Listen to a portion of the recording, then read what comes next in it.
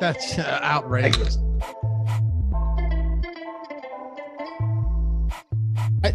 I'm just not sure how I'm expected to remember all of that.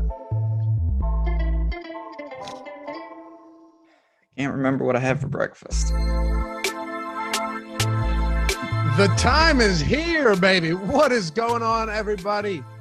Man, it's so fast. By the time the season ends to the season starts, it feels like forever, but once you're here, it feels like you've only been waiting a couple days. That made no sense. But I'm Dave Loughran, along with Ben Rasa, and for the first time, Jordan Vanek joining us for the First Look Strategy Show right here on Tuesday, the 7th of September. Happy to have all of you guys with us. As always, it's going to be a blast. We're going to run this all 17 weeks of the season as we've done every single year. And while you're at it, if you're new to the channel, hit that subscribe button. It helps us immensely. We're at what? What are we at? 57.2. Been a slow period with baseball, pumping out a lot of stuff on the odds channel. Follow that. The fantasy football channel. Dude, we've been crushing over there. Both of these channels have been doing great. But anyway, help us get to 60K here. It's been a while since I've been on this channel, and I'm glad to be back with you guys. So hit the thumbs up if you haven't done so yet. If you're as excited as we are to get this popping, and subscribe. And of course, that notification bell if you always want to know when we go live. We got a ton of content on the channel. And lastly, follow Jordan at Jordan Vanek DFS. Show the man some love in his first show with Awesemo. Ben at JazzRaz DFS, double Z, single Z, of course. And myself at Loughy_D, LOUGHY_D. Ben, what's cracking, baby? We did it. We're here finally. A lot of lead up content. It's been fun, but it's nothing like the real thing. I couldn't be more excited. Welcoming Jordan, getting ready, and we got a whole big slate of games to break down. I listen, this is one of the best days of the year when we finally crack into the actual DFS slate. Jordan, man, first show with us. Glad to have you here, dude. Yeah, no, I'm glad to be here. I mean, Ben and Matt over there with the college football have been crushing it and helping me in my part. So I'm excited to get into the NFL and start hitting it home here. All right, well, let's do it. First things first, if you guys are new here, you're not familiar with how we do this. We've got strategy shows every single day of the week. Monday, it's going to be Adam and Josh. I won't be on that one this year because Ben and I will be over on the fantasy football channel just for Monday. But you got the week in review, lineup study. It's an awesome show. I'm actually going to really miss doing that. First look on Tuesday, ownership look on Wednesday, going over highest owned, chalk, pivots, fades, you name it. Thursday will be the matchup show with Matt Savoca and myself, super sharp guy. Join us. Alex Baker and Josh will be on Friday. And then you've got the final look on Saturday. And then, of course, the big guns come out on Sunday, 4 hours straight stream from 9 a.m. all the way up to lock at 1 p.m. So no other place to be than right here at Awesemo. And you guys are the best. You've been with us for a while, and it's much appreciated. So what we're doing today, first look show, pretty simple. We're going position by position. We keep this easy, low pressure, not a ton of formatting to this outside of saying, you know what, this is what I'm looking at. First look Tuesday, still got a ways to go before the main slate. And that's how we do it. Last thing I'll say, every Monday, every Thursday, we have strategy shows for Showdown. We have deeper dives for Showdown. We have live before lock for Showdown. So we're not covering Showdown here, but on Thursday, everything Showdown all day long. So join us. All right, Ben, we'll kick it off with you. Glad to be back with you again, man. We've been doing this show for a while now. Oh yeah, it's been many, many years, and we've been doing shows on the fantasy football channel, so we got some reps. But like I said, nothing like the real thing. We get to dive into some stacks, talk some QBs. All right, so just a little strategy here, and Jordan will talk to you about this as well. But when it comes to the top price quarterbacks, a lot of people like to fade him and just full out punt, which is not always the play. But this week you've got Mahomes against Cleveland. You've got Kyler Murray against Tennessee. This is a game, by the way, that if ownership comes in lower than suspected, I think could be a legitimate shootout.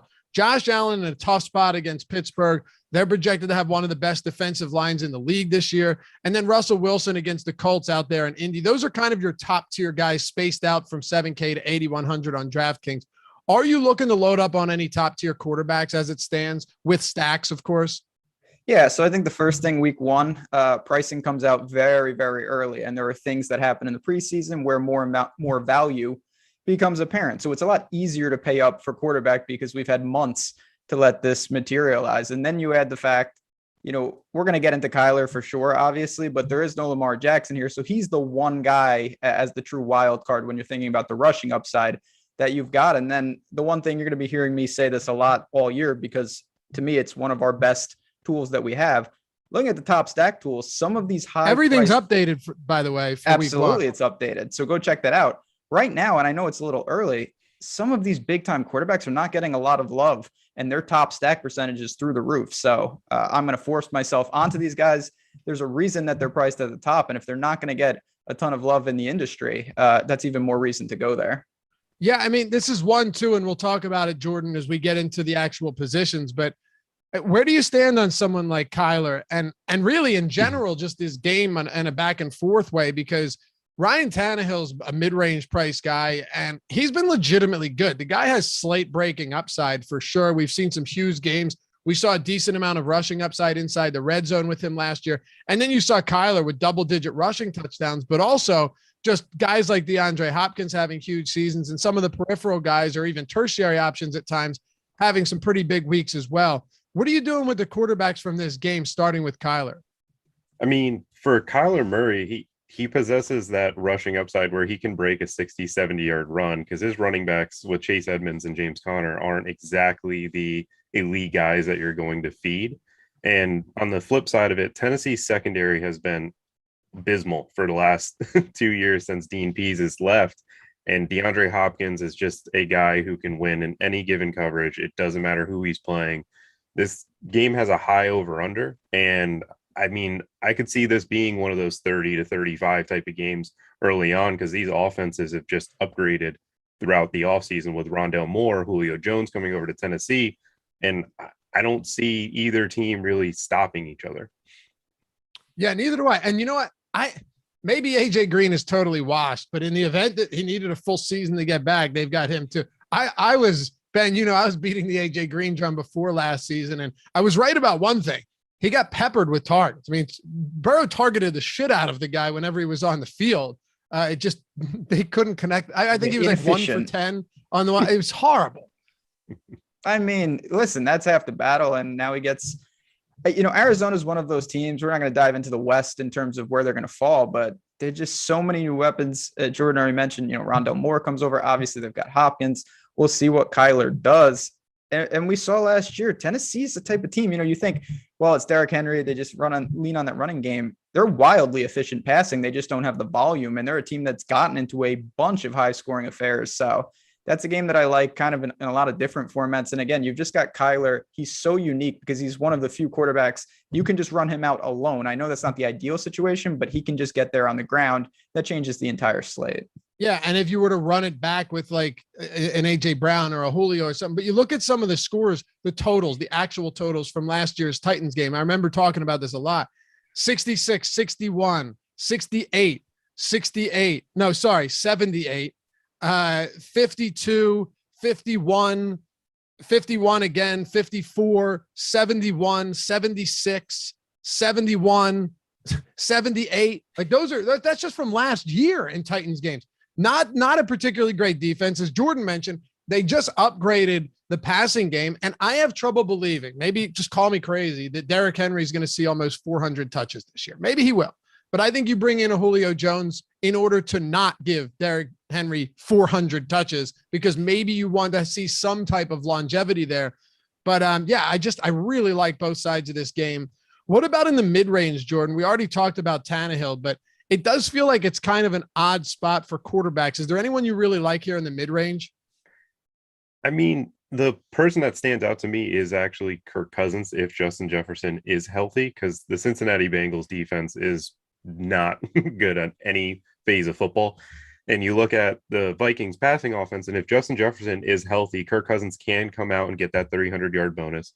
And on the flip side of it, with the Bengals offensive line, you're going to be probably getting a lot of sacks for the Minnesota Vikings defense and forcing them to punts early on with Joe Burrow, because they haven't looked good at all in the preseason, and giving Kirk Cousins the chance to, dial it up with passing the ball to Justin Jefferson, Thielen. And Thielen's been one of those forgotten players for fantasy football as a stack. The dude caught 14 touchdowns last year. And if Justin Jefferson is a little banged up, he's a perfect stack option for Kirk Cousins. Yep, he absolutely is. I mean, his touchdown rate was insane last year and totally unsustainable. But other than Thielen and Jefferson, I don't really know who else they have. Irv Smith was supposed to be that quality number 3, and now you're turning to Tyler Conklin. But yeah, I think that's an interesting spot. Ben, I'm also, as a Philly pessimist, I still can't ignore this Philly offense against Atlanta this week. And I just look at it, and will their pass rush, which stunk last year, be any better? Probably not. Will the run game defense be improved? Maybe a little bit, but the secondary is still going. I still anticipate the secondary struggling quite a bit. Devontae Smith is super cheap. Dallas Goedert's a little bit overpriced, but I do think this makes for a decent stack. Jalen Hurts can use his legs, maybe even just like a Hertz Devontae Smith stack. He's one guy I'm looking at here inside the dome in Atlanta, who I think is actually really quite appealing. Is there anything in the mid-range that you really love?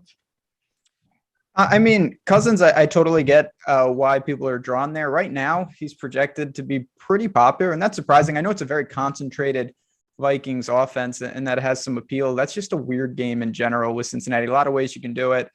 I like the Atlanta game. The total is actually a little lower than I thought it would be. You know, it's hanging in the high 40s right now.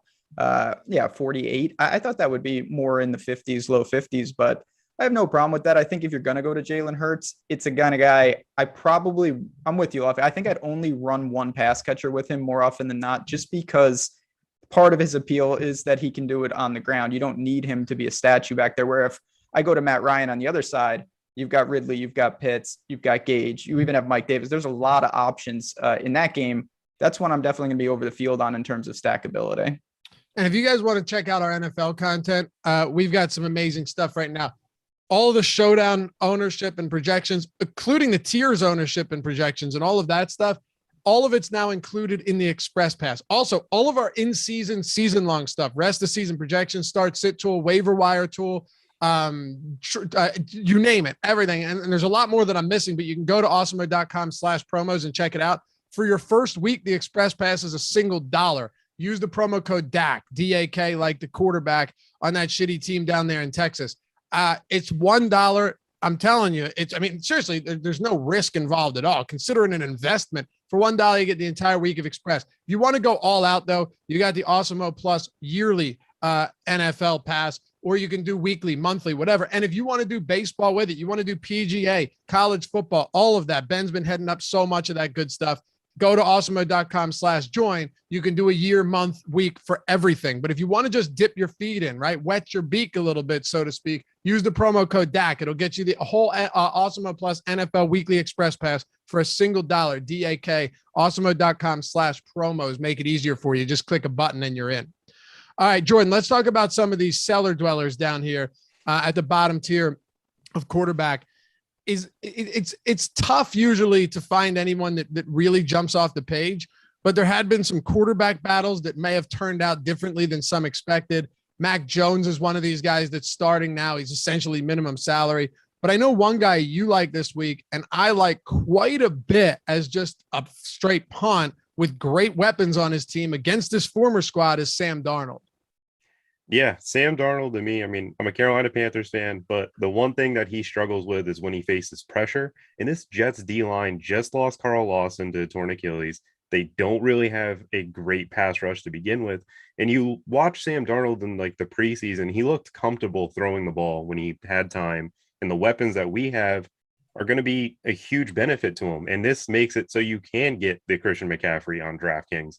This helps you go get the Panthers stack that I think you could go with Darnold, Robbie Anderson, and McCaffrey and still be able to afford some of the other top tier players, because Sam Darnold's 3,100 less than Mahomes. He's 2,600 less than your Kyler Murray. If there's any spot for Darnold to be able to throw for 300 yards, I think this is kind of the game to get it going, because the Jets secondary, along with their pass rush, is a bunch of unknown players who don't exactly jump off the page as people who can shut down players. And the rookie Terrace Marshall has come in and looked like a stud. He's absolutely massive. And in the preseason, he's had multiple big catches. Ben, I talked about him as a streamer yesterday on the fantasy football channel. I mean, first of all, you have to think that getting away from the death grip of Adam Gase and the New York Jets alone is a benefit, right? And then having a quality coach, a quality offensive coordinator, and a team that will look to get him to throw deep downfield. Teddy Bridgewater threw 47 deep balls to Anderson and Moore last year. And then in 6 games that he started with the Saints the year before, he had the lowest deep ball percentage in the league because you just can dump it. You can dump it off to Alvin Kamara, or you can get it to Michael Thomas on a slant. So I do think the system makes a huge difference for someone like Darnold. Now we just have to see if he's actually as bad as he was on the New York Jets. I tend to think he'll be better. I mean, it's hard to imagine that any quarterback would have had success given what he was dealing with last year. I'm not saying he's just going to be automatically amazing, but that Jets team, non-competitive, their coach, historically bad, I think is a fair way to put it. So I get it. It's an upgrade. Their favorite. It's a pretty good game environment. Jets defense, yeah, they weren't good last year. 26 in passing yards allowed per attempt at over 7. That's not good. Obviously, I don't see it getting better. I don't know exactly what I want to do when I look to Darnold. Obviously, you can put McCaffrey in there. He's got weapons on the outside. The Jets run back is kind of an interesting conversation if we want to talk about that game in terms of the stack. You know, you've got some guys on the outside. I'm not a big Zach Wilson guy. I can't really see myself getting there. And as you mentioned, I think Teddy Bridgewater is a good real life quarterback, but in terms of DFS, he's just not someone that's going to be tasked with really being aggressive. If it was Drew Lock back there, obviously the range of outcomes would be much, much greater, but I think they play very conservative in Denver against that Giants team. So I get why you guys are drawn to Darnold. It doesn't feel great, but it certainly unlocks a lot of salary for the skill positions. Do you have any other cheap quarterbacks that might make your lineups? I mean, maybe I'll just play Drew Lock regardless and just not care. What about Tyrod Taylor? Talk to me about Tyrod Taylor, because obviously he's really got, I mean, Davis Mills behind him. It's his team, barring they don't go, Chargers and stab him. 5,300, he can move a little. He is more of a game manager. I don't think it's immense upside, but it's a great matchup against Jacksonville. This is one of the few games Houston could be competitive in. I don't think it's the best spot. I'll be honest, I'd rather probably go to Jameis or Darnold, but I'm going to look at Tyrod Taylor. He's not crossed off the list by any means. Do you have anyone else down here that's worth talking about, Jordan? I see people mentioning Mac Jones, who I don't like that. Yeah, and Jameis Winston, who's a gunslinger, but I always have some concerns about this matchup against the Packers. Yeah, I mean, the thing with Jameis Winston that everybody's drawn to is that 30 touchdown year where he threw 30 picks, but like Marquez Callaway's is number 1 now. It's not Mike Evans and Chris Godwin. It's not the weapons that he was given in Tampa Bay, where now he's looked at in an offense that Traquan Smith might be the wide receiver too, or you got little Jordan Humphrey. Like, this team doesn't scream weapons outside of Kamara. And I mean, the Packers, like Jair Alexander is going to be guarding Marquez Callaway if they do decide to go man to man. Can Callaway actually win against premier coverage in the NFL? Like, I don't see it. I like Jameis as a cheap option, but I feel like if I'm going down the barrel, I just lean towards Darnold, who just has a much better matchup. Yeah, me too. I honestly, me too. And I think Jameis is going to have weeks where he does really well for us this year. His price is going to come up, but it is tough. Like if you're playing Jameis, are you playing Kamara, Ben? It's so hard for me to not want to have Kamara. And then I guess I'd throw Callaway in there, but it's a tough matchup, like Jordan mentioned. Definitely not the easiest spot, but yeah, I think you kind of have to look. It's similar in the conversation with Darnold, where Christian McCaffrey and Kamara, they're just so, imposing in what they do. They kind of supersede some of the things that we don't want to do. And I think with Jameis, he's going to have to rein it in a little. We know that he wants to take some chances, but as Jordan talked about, the personnel has to dictate it. And checking down to Kamara and getting him involved has to be a focal point. But the unknown is what you were saying. You always worry that for no reason whatsoever, Sean Payton just says, okay, let's just get Taysom Hill involved. And that kills your upside if he starts coming in. I will say, though, as we transition to running back, Alvin Kamara, he's just the type of player that I'm not too worried about what his weapons look like. I mean, last year when Michael Thomas was out, Alvin Kamara was the RB1 by a mile, just not even a question. And you can argue that he had that 6 touchdown game, but it didn't matter. Go back and look at all of these other games. He was spectacular. Jordan, against Green Bay in one game last year where we saw a shootout 37-30. Kamara had 13 receptions on 14 targets for 139 receiving yards and 2 touchdowns. What should we be expecting from him as a receiver this year with Michael Thomas out to start the season? I think Kamara is going to get that workload from the beginning and get the high-end touches that we saw with Michael Thomas being out there, like you mentioned. And with the Saints offense, like I know it's not Drew Brees checking down to him, but Sean Payton's still the guy who's calling plays. He's going to get his best player to the ball, and he's going to do it in creative ways. I may not love Jameis in this spot, but I do love Alvin Kamara because I do think he's going to get a ton of targets. Because if you're just going at him being one on FanDuel, 1,900 or was it 1,700 less than Christian McCaffrey? That's so significant. Like DraftKings is a little different with a little bit closer of a price gap, but he's super cheap for such a high TD upside. Like in the red zone, even if Taysom Hill does come in, their RPO with him and Alvin Kamara will be utilized. And Kamara had 6 touchdowns in that Christmas game with Taysom Hill even stealing 2 away from him. Like, I don't see Kamara scoring less than 20 from the beginning of the year. I worry about his longevity because that kind of happened 2 years ago, I believe, where he scored like 30 points a game and then fell off in the middle portion. The Saints are going to utilize him heavy early on. And I mean, I'm smashing him in FanDuel. Yeah. 1,800 less than McCaffrey, which to me just seems absurd. Ben, every year, every Tuesday, we talk about just guys that, we anticipate being high owned. Usually we don't have ownership. We actually do have ownership right now. Of course, it changes throughout the week. It's always going to be in flux and the sharpest as you get closer to lock. But are there any of these guys up at the top that might be lesser owned that you can make do with? Because, for example, Derrick Henry was a guy, and I talk about this a lot because it makes sense, where you took second in the Millie 2 years ago, right? Yeah. 2 years ago. And one of those moves was just going Henry over whoever the super chalky high-end running back was that week. It doesn't always work, but what it does, the thing is, all of these guys up top have insane upside. Their ceilings are absurd, even regardless of matchup. And in a week like this is rare because, early in the season, there are no buys. We get all these guys healthy. You have so many options. So there's a real opportunity cost where some weeks it's like, oh my God, there's only one of these guys on the slate. Everybody wants to get to him. You have to decide this week. Do you want to go to McCaffrey? Dalvin Cook, I think, is in the best matchup of all of them. Then you've got Derrick Henry, Kamara, certainly Jonathan Taylor. So there's not the ability for all these guys to garner extreme ownership. And that creates situations. I mean, if you're talking about Derrick Henry maybe being 10%, hovering around that, the guy could break the slate with a couple big runs. And we've seen him do that time and time again. So for me, I do think that Dalvin Cook is in the best spot when you look at the matchup. Cincinnati, they gave up over 5 yards per rushing attempt last year. That was 31st in the league. He's healthy. We already mentioned, Irv Smith, that's one less option. Dalvin Cook should be busy early and often in that game. And if they get up, he's just going to have massive, massive carries. So like them all, of course, but if I had the money, I would go to Dalvin Cook. Yeah, Derrick Henry is interesting, at least because I wouldn't be shocked if this Tennessee and Arizona just overall game stack ownership does come up throughout the week. And if it does come up throughout the week, you're going to see Derrick Henry, in essence, get left behind because he's not even a pass catching back.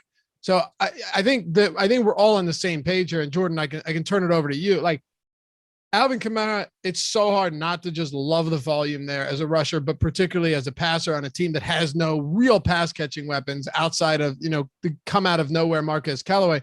And then Dalvin Cook against Cincinnati should be interesting. And Cincinnati's secondary actually amazingly wasn't that bad last year. Are there any pivots that you like at the top? I mean, like you mentioned, Derrick Henry, if he's coming in at the 10% projected ownership, I mean, that seems like a spot where you play him as the one player in that game. If he steals away 2 to 3 touchdowns from that Tennessee receiving core and Tannehill, you're most likely getting a huge amount of leverage because he's low rostered. He's on DraftKings where people are like, oh, he doesn't catch passes like Kamara. And you're put yourself in a spot where you can go stack that Green Bay game or you go and stack the Cincinnati game with the low options over there. And I mean, other than that, I don't see a big one. This is going to be a tough week to pick because these guys all can go for 30 to 40 points and break the slate. Almost at 100 likes. Thanks, guys. Appreciate the early support to kick off the season. Almost got 400 concurrent here. Let's keep it going. Ben, one guy that burned us a lot last year was Miles Sanders, but I just feel like I'm always a sucker for Miles Sanders, and he's coming in at 1.5% ownership against an Atlanta team that I just have zero faith in to be able to contain opposing offenses this year. But the reason I mention this is because it's twofold, right? On one hand, you know that James Robinson is essentially the same price and is going to be significantly higher owned. And I think he should be, to be fair. But with Sanders, there's this unknown, right? We don't necessarily know what you're getting from Sanders. People are worried about Gainwell and Boston Scott. What if, and I've been saying this is very possible all season, what if Miles Sanders is just the 3-down back? And what you saw throughout training camp and, well, the preseason where he really didn't play, which is what most starters do. What if that is the case and Sanders ends up getting the bulk of the workload and Nick Sirianni ends up actually running a more balanced offense? There's so much unknown here. And I think that's why Sanders is so low owned going into week 1. Yeah. And even if he's not, he's the type of guy that you can just get bailed out by massive plays. He had 3 of the 10 longest runs in the league last year. Yeah. So you get additional outs. It's not like he's a volume only guy. And if they don't go to him in a large capacity, you're dead. You just need to run Good point. Really hot. I guess the question I want to throw back to you, because I like Miles Sanders. I think he's a direct pivot off of Popular Robinson, who should be. And I think for cash and things like that, you're obviously going to go to Robinson in the spot. Do you have interest in Hertz and Sanders together? I'll throw it to Jordan. I have a take. Yeah, let me throw it to Jordan here. We can talk about this. I mean, for their price, I see it making sense. And I mean, Sanders does have that big play upside where he can just catch a screen and go 60, 70 yards. Like I see them possibly, and I mean, they're going to be probably low roster or loan together. Like you're going to get a massive leverage on a game that doesn't have the highest point total. And both of them can have huge rushing games together. The concern I have, and which the reason I probably wouldn't is because the one issue that Sanders has had throughout training camp and last year was drops, which is weird because he only dropped 1% of passes in his rookie season and was a phenomenal pass catcher. He was third in receptions of 20+ yards behind James White and Austin Eckler. Like that's a good company to be in when he wasn't even the starter for half of the season. But my concern would be if he does lose work, would it be to Gainwell or Scott on 3rd downs? Not all of them, but some of them. I think yes. So to me, it's a little bit risky there, and one I'd probably not be getting to too much of. Ben, I want to go with you with a guy you really like, and then Jordan, I know a guy that you also like a little bit further down. But first, Ben, I would be remiss to not ask you every week about one Joe Mixon. It's our time. We're back in business. It's football season. I mean, I will say, like everything, certainly how popular these guys are is going to play a major role. And I'm surprised, I'll be honest, that Mixon is getting some love out there. I thought the Burrow stack, everyone, Jamar Chase, everyone's excited. You've got Higgins, you've got Boyd. There's a lot of that, but I thought maybe leveraging on the ground, and I still feel that way. Listen, Joe Mixon, when he's healthy, I really think this is a guy that is underrated in the league. Now, you're only as good as your offensive line, and Cincinnati's offensive line is absolutely abysmal. I do think they will get slightly better. I say it every show. I thought they should have drafted an O-lineman and really bolstered it, not just for Mixon, but to protect Burrow. But at the same time, very respectable price tag. The carries will be there. They're at home in a game. They are a 3-point dog right now, so it's not even a remote, they obviously are live in the game to win. Total is healthy. I think Mixon's volume will be there. So I like it. I like it a lot more if people start going to the Burrow stack, because that is the direct leverage within Cincinnati. Yeah, absolutely. And Joe Mixon, there's just so much hatred. I mean, the recency bias doesn't have to be like a 1-week recency bias. It could be the whole fact that he missed 10 games last year and everyone just assumes that he's terrible. But Joe Mixon in the games that he played wasn't great, wasn't bad. He had that one just absolute banger against Jacksonville, but he's still a good running back. And at this price, you're getting him at a low $6K cost against Minnesota. Could this be a game that just features a ton of Dalvin Cook and Mixon? Yeah, I don't see why not.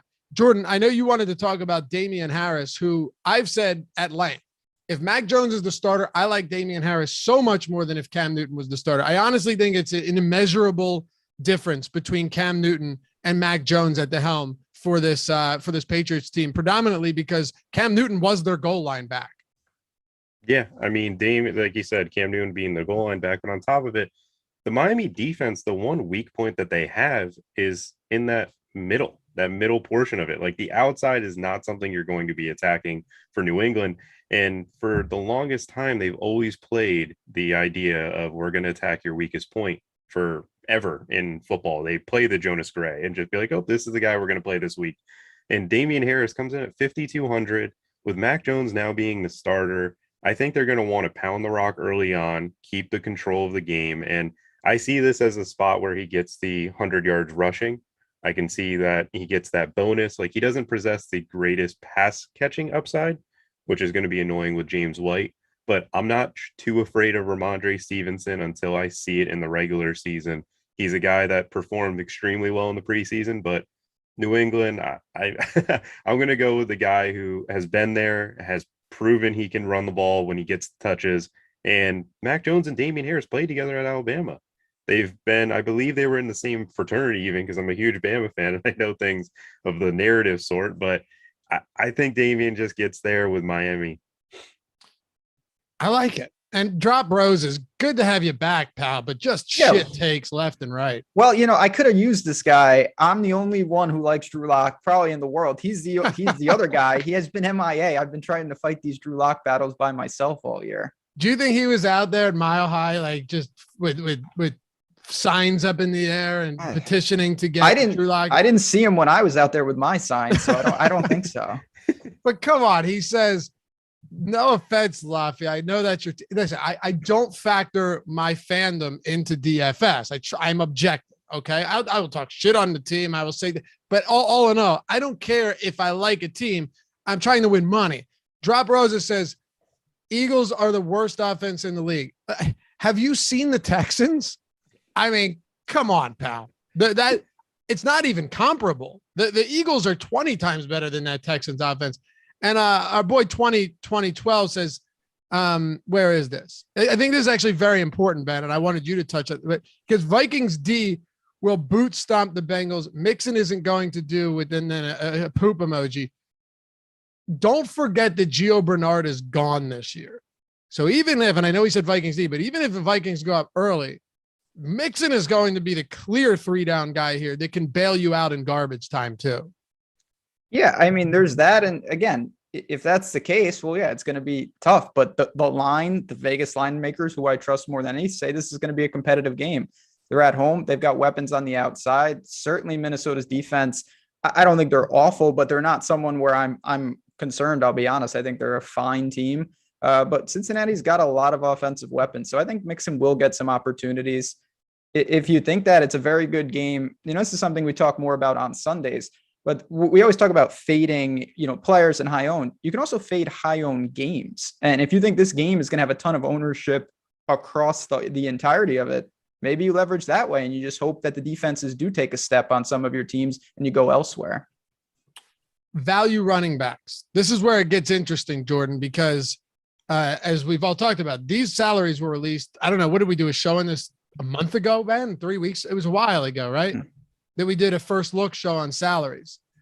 And I think now it starts to get interesting because you're talking about, you already mentioned Harris. I wouldn't necessarily consider him super low, but, and by the way, I do think the price might be a little prohibitive to some people, which is why I really like Raheem Mostert, but you guys already knew that. I still think he's the starter, and I still think there's going to be enough work to go around, which is a solid segue, Jordan, into what do you think of Trey Sermon in a game where the Niners are 7.5-point road favorites against the Detroit defense that was flattened last year, both through the air and on the ground, and doesn't have the type of offense to maintain pace and force Garoppolo to keep the aerial attack going in San Francisco for this week?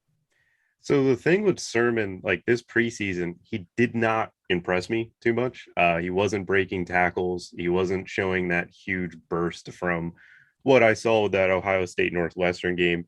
I mean, I was not the biggest Trey Sermon fan coming out of college, and I actually like the idea of more so Sermon, but with the ownership coming, that's lower than I expected. And at 4,500, if you are going to this bottom tier of pricing, I do like the upside, but I think I'm just going 100 more to get Chase Edmonds because of the PPR for and that offense being more high base.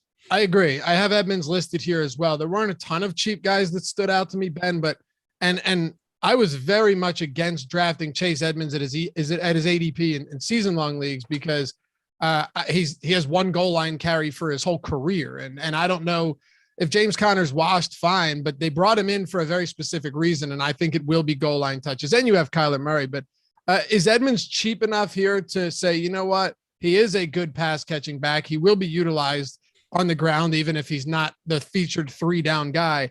Or are there any other just cheap guys that you're looking at here at running back?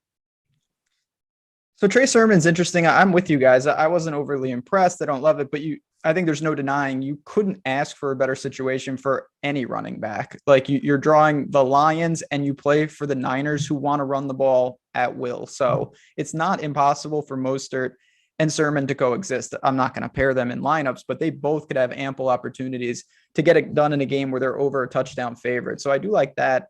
I guess I'm just going to ask this question with every position because they're such a bad team, but they're playing the Jaguars. What about Philip Lindsay? Yeah, I know it is. They're tough so bad, but he's going to have opportunities. Like, the Jags are bad right now, or at least projected to be bad when you're field goal favorites against the Texans.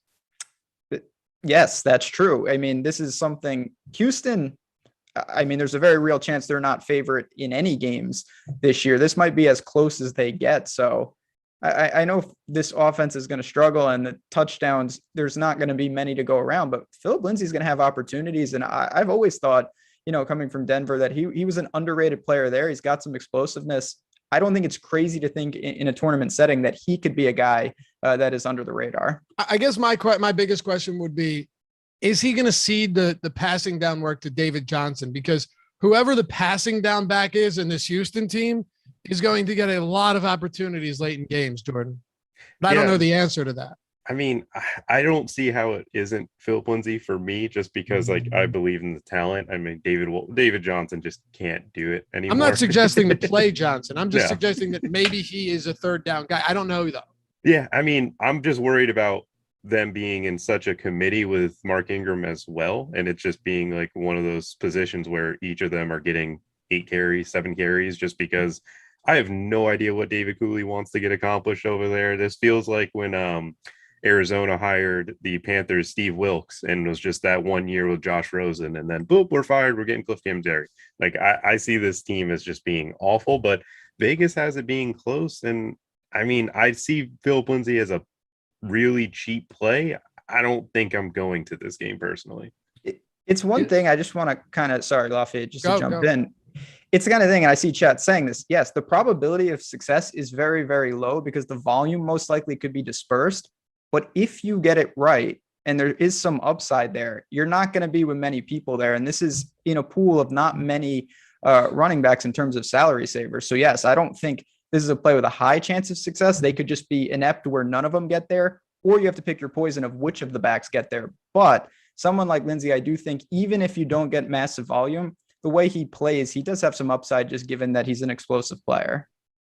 There's always the thing where between bad defenses and bad offenses, one of them has to win out, and maybe it'll be the offenses that win out against bad defenses, or maybe they just sputter to a halt and nothing happens at all.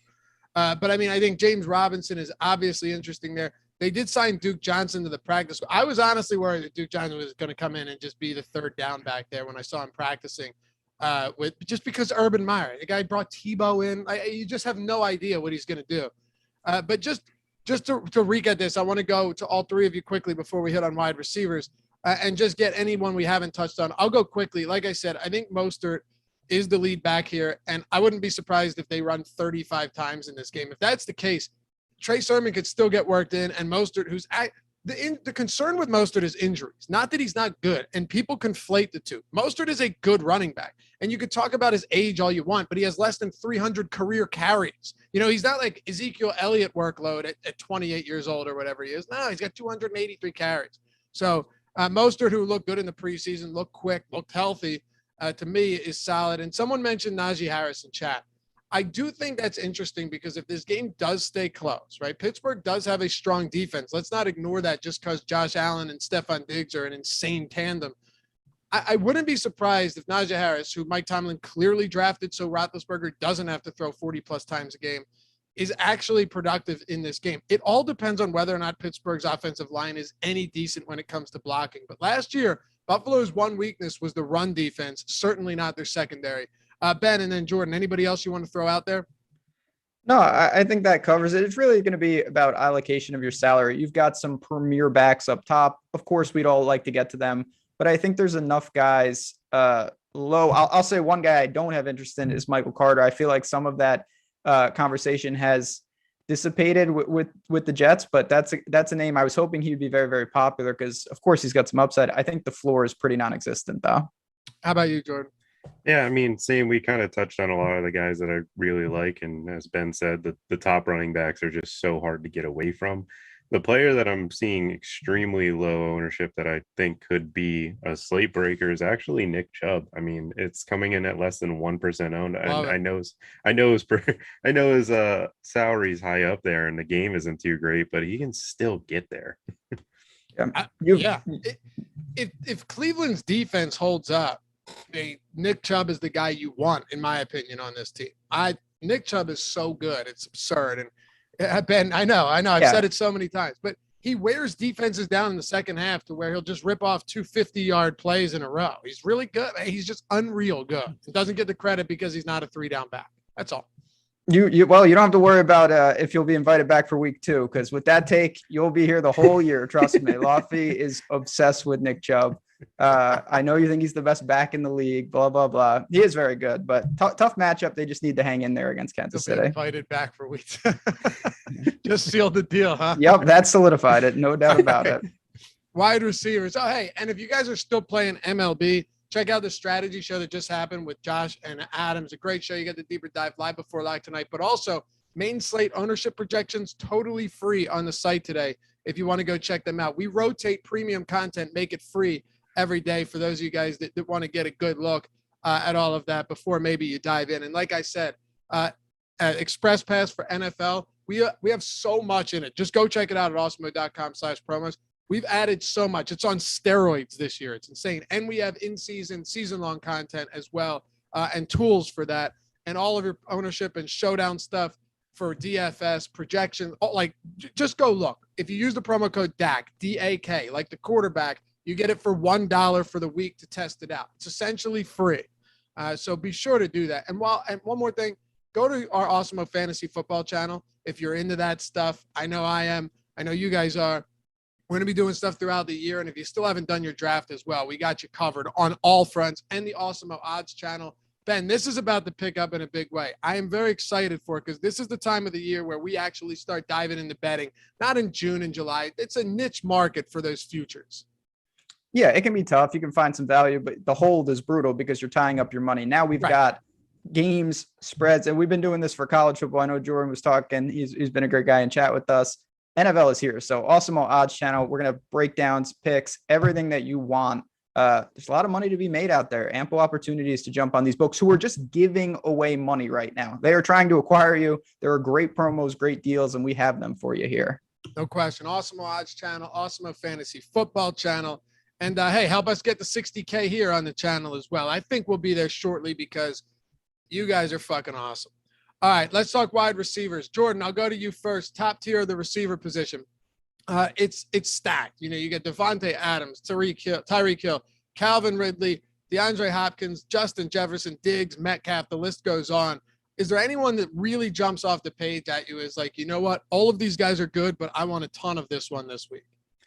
It's Devontae Adams again. I don't think they really improved that receiver room. I know Randall Cobb comes over, but like I still think Devontae Adams is just locked in. And he's not too expensive compared to the field. Like he's 500 more than D-Hop, and I just think paying up for Rodgers and Devontae Adams and kind of the narrative, the last dance, I could just see that being such a huge just target. Like I feel like Rodgers is going to come out, Devontae Adams and Randall Cobb for that, and having them as a 3-man stack with running it back with Callaway for the cheap run back. All right. Well, it's time for me to Jordan. I did check the mic. Hold on. What have you done? How's that? Any better? Yeah, we're good. All right, cool. I guess it's time to throw Jordan into the fire here, Ben. So here's what I mean. I know Ridley's a guy that you have some concerns about this week. And you know what? I bet they are justified and well warranted, and you can explain them well. But chat is going off right now, loving Calvin Ridley. Hold on. Drop Roses goes, play Ridley. Falcons will be down. You just said that. I can't with this. I can't. And they're I'm happy 4-point favorite. Back, but I can't. What'd you say? Yeah, and they're expected to win that game. But I can't with this guy. Yeah, they're favorites at home, and the Eagles are the worst offense in the league according to this guy. Whatever. Talk to me about Ridley, Jordan. Okay, so my thing with Calvin is the Philly defensive coordinator comes over from Indy, and I expect them to be running a lot of cover 2 this year. And the ADOT on a cover 2 defense for receivers tremendously lower compared to any other coverage. And Calvin Ridley, the last time he played the Colts, which was 2 years ago, he was quoted a few times saying that he didn't know who was guarding him. And at the end of the day, Calvin, I know he is going to get targets and he's going to be awesome for the whole season. He's one of my top end receivers. Unless Philly is playing man to man, I see the middle of the defense being the thing that gets attacked more. And I see the Kyle Pitts truthers getting the showboating of week 1 victory lap, while Calvin, I don't see a huge game from him. I know what he's projected. I just think the cover 2 with Philly, and just Arthur Smith has actually coached with the defensive coordinator in Philly. I believe that he'll go and get like 16. Like, I don't think he's going to go get 0 or 6. I just think this isn't the game where Calvin Ridley goes for 30. Okay. Ben, where are you at on these top tier guys? So I have no problem with that. I'm going to get back to Calvin Ridley because I'm more with you than not. I like him a little more than that, but I get that explanation. If I had the money, I would certainly go get Devontae Adams, completely in line with that. God, it's so tricky because right now, another thing again, and it's early, I was surprised that Stefan Diggs is getting this much love. Right now, he is amongst the most popular players on the entire slate. Shocking. Like, I didn't see that. Cannot stay there. I seriously doubt that it will. It can't. Yeah, I mean, that makes it tough to get to Diggs, who's a guy that, listen, they're in a good spot. They're at home and they're electric. But, man, I think I would rather go elsewhere. What's there to say about Tyreek Hill? He could get 50 any time he's out there. It's just one of those things. If you're building enough teams, you always want exposure to the Chiefs, Kelsey and Hill, just because of what they can do. Devontae Adams is my focal point. But I have to ask this because I totally get the Calvin Ridley explanation. And then you go to Pitts. Russell Gage to me is primed, not just in week 1, but this year to have a lot of opportunities. He was very serviceable last year. And of course that target share should only increase. You mentioned the low ADOT against cover 2. To me, that directly benefits a guy like Russell Gage who can work underneath in this game. I like him as a mid-range target and direct leverage off a guy like Ridley. I think it's really interesting. Look, he had 110 targets last year, and that was with Julio playing 7 games to completion. Russell Gage was top 20 in red zone targets. Granted, he only finished with 4 touchdowns, but Matt Ryan, they were going to be forced to throw the ball this year a lot. And while I don't think the Eagles' run defense is as good as it was, I don't anticipate them being a bottom-ranked run defense, and I don't look at Mike Davis as a top-ranked running back. So, that is actually a very interesting spot to me. I was going to mention him if you didn't bring him up, Ben. Russell Gage is the type of player that can be sneaky good. And if that's the case, you're probably getting him at like virtually no ownership. In a good game environment. I think all 3 of us have talked about that we have some interest in this Philly Falcons game. So I like that. The last thing for me, it's going to be tough to decipher, but again, the Jacksonville game, you've got guys. Marvin Jones is very, very cheap. Certainly Laviska Shenault is a guy that I'm high on in life. I don't know exactly how that game unfolds, but it's hard not to look to them or Cooks on the other side. CJ Reno says Keenan Allen will outproduce Ridley 90% of the time, Loughy. Well, it depends on whether you're talking about a full PPR league or a half PPR, whatever. I mean, yeah, Keenan Allen's good, but the guy is not someone that just racks up chunk yardage. And Calvin Ridley is 90% of his touchdowns came in the red zone last year. Like he has a good red zone target as well. I'd still take Ridley, but point taken, I guess. Actually, I don't know what the point was. Anyway, let's talk about the Tennessee game one more time. Jordan, I'll be quick on this, but I think this is where things can get spicy. DeAndre Hopkins where's his ownership coming in at? Okay, so around 15% right now. Seems to make sense. Julio Jones is coming in at 1%. AJ Brown is at 15%. Is there not some interest if Julio Jones is active and healthy that he should be on our list of guys to target here? Because he's just not the type of guy that practices much anymore. He's up there in age, but maybe he's perfectly fine to go. What do you think about him? On or off? I'm on Julio at that type of ownership. I mean, that game is a game to stack, and Julio is a dude who can, again, a slate breaker in the Cardinals secondary. They did not improve it. I don't care that Malcolm Brown, he came over. He actually, I believe, retired too, or is in the NFI list. So their secondary is the same as last year for the most part. It's not pretty either. Look, I don't disagree. I mean, Ben, when it comes to Julio, it's not about whether he's better than AJ Brown or anything. It's the guy. When he was healthy last year, he was the wide receiver 3. So it's more a matter of like, did they bring him on to use him or not? My assumption is yes. And Tannehill's pretty damn good too. No doubt. I mean, I get there. I do think with all these Tennessee guys, now that they have more and more weapons, you're going to have to incur worse and worse floors just because there's games where the other guys are going to go off and there's only so much to go around. But in terms of the ceiling, I think we know that the best of Julio is still slate breaking upside. All right, Ben, talk to me. Any value guys you have here? One for me is going to be Devontae Smith because I think just the route running in general is so good that he might just be able to get open enough to where Jalen Hurts' inaccuracy doesn't really kill him that much. What do you say down here at the bottom outside of Russell Gage? Yeah, I mean, the clear value, Callaway, as we've talked about, the Saints are really hurting. So he's going to be, a salary saver. I think you can look to Indy. You've got Michael Pittman Jr., Paris Campbell. These guys are hovering in that lower tier. It's nobody that I feel super comfortable with, but that's the product of them being priced down here. You're doing that so you can go get the top end backs. You can go get the Devontae Adams of the world. So there are guys there. That's probably where I'll allocate it. Maybe Valdez-Scantling with Rodgers stacks if I want to be different, but I think that's more of a tournament play. And in case anyone was wondering, Julio Jones was a full go at practice yesterday. Keep that in mind. Looks like he's good to go. Discount guys here down at the bottom of the wide receiver position, Jordan. And tell me where you're at on Marquez Callaway too, because he's going to be very popular at 3,400 in a difficult corner match or wide receiver cornerback matchup. He is going to be difficult, but I mean, the volume's just going to be there. Like this Saints receiving core. I mean, in the preseason, he was clearly the best by a good portion. And I mean, he comes over from college. And I mean, he never had a chance to really show anything because he went, I believe, to Tennessee, and that doesn't breed NFL receiver or quarterback play. But with the Saints and Jameis, like, you're going to get a lot of deep shots. He can definitely burn you, but at 3,400, if he gets 10, he's getting great value.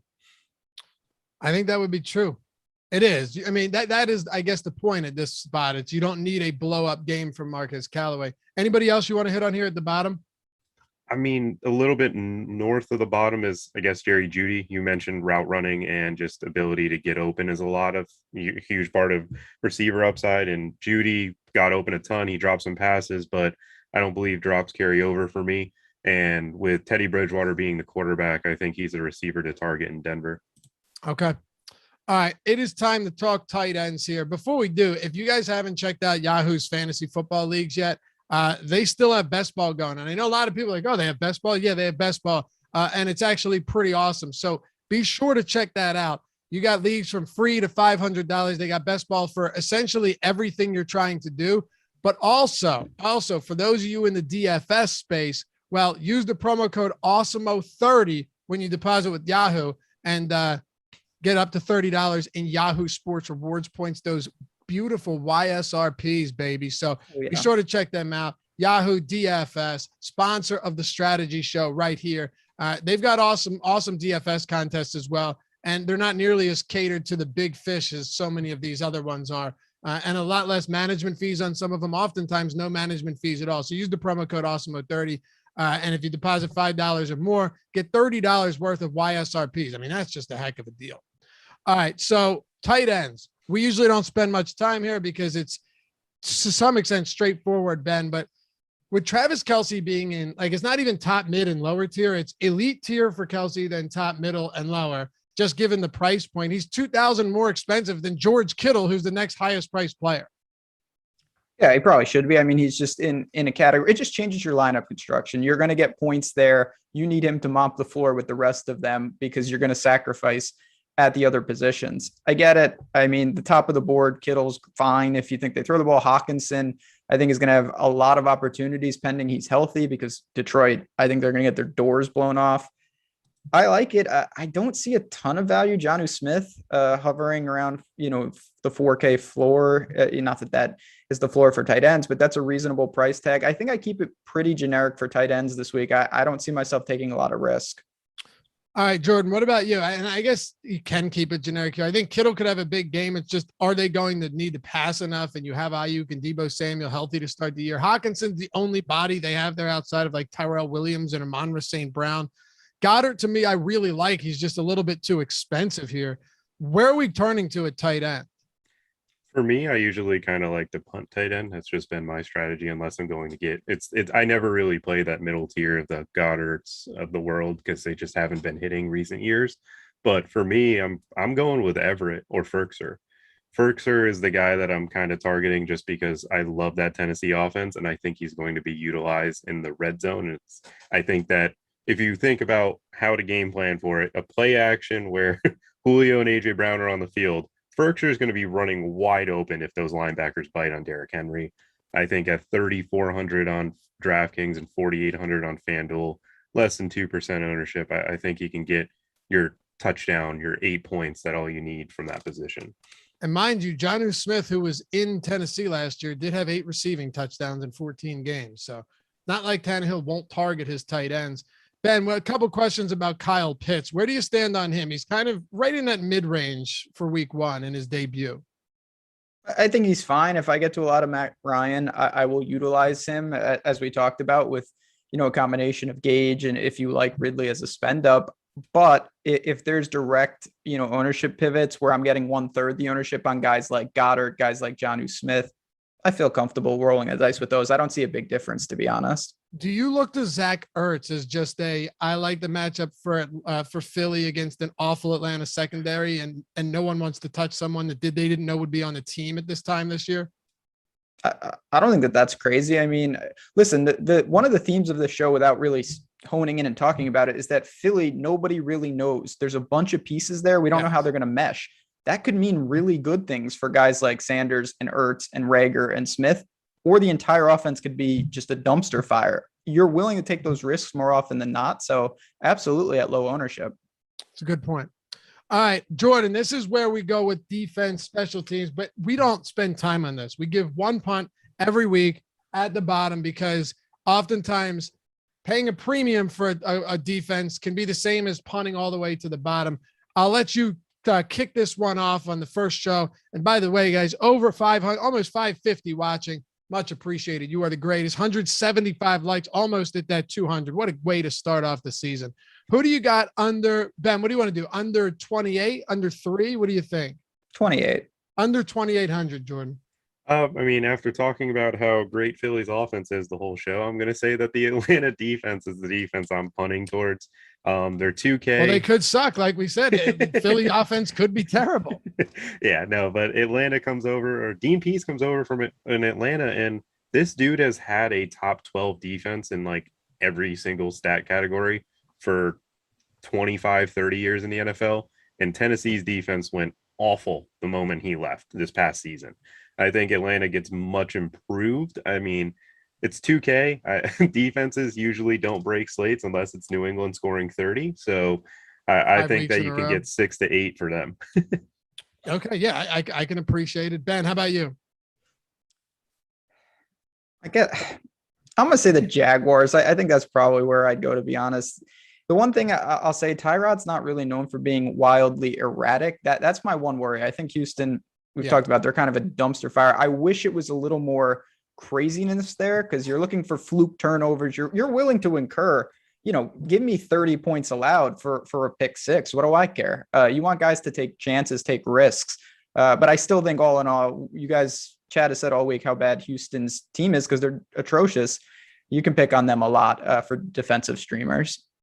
All right. I was going to go there too, but I do agree, Tyrod Taylor, kind of a conservative quarterback. I'll go with one that I think, and I just want to be sure here that I'm not just completely off base. No, okay, so they are getting a little bit of ownership, but it's really outside of the Falcons, who are actually the highest projected owned team right now, which just says a lot about Philadelphia, or what people anticipate of Philadelphia. The Bills, I think this could be one of those spots where if you can't establish any run game as a Steelers, and then you're forcing Ben Roethlisberger to throw, who another year into his career, we're not really sure what it's going to look like against a good secondary. I think mistakes could be made with Ben Roethlisberger in this passing game. I think the Bills could get to him and make life difficult. So I'll go 2,500 Bills. Makes sense to me. Anyway, that'll do it for us, guys. Thank you so much. 189 likes, 11 more to get us over there. Before you head out the door, hit that thumbs up, please. Subscribe to the channel. Follow Jordan at Jordan Vanek DFS. Ben at JazzRaz DFS, myself at Loughy_D, LOUGHY_D, and say thanks to our boy Jordan Klein for producing these shows. This man's going to be working a lot of hours in the coming months. We appreciate you, bro. Thanks to you guys as well for hanging out. Let's have a great season. Peace.